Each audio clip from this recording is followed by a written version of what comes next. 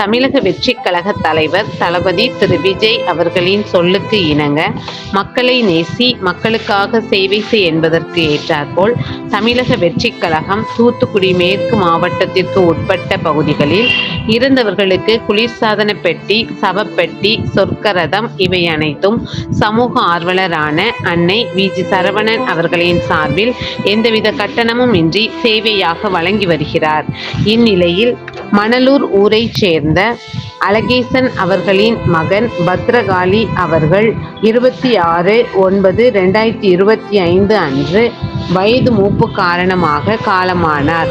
அன்னாருடைய பூத உடலை அடக்கம் செய்வதற்கான குளிர்சாதன பெட்டி, சவப்பெட்டி, சொர்க்கரதம் இவை அனைத்தும் மனிதம் நிலைக்க தமிழக வெற்றிக் கழகம் தூத்துக்குடி மேற்கு மாவட்டம் சமூக ஆர்வலரான அன்னை வி.ஜி. சரவணன் அவர்களின் சார்பில் எந்தவித கட்டணமும் இன்றி சேவையாக வழங்கப்பட்டது.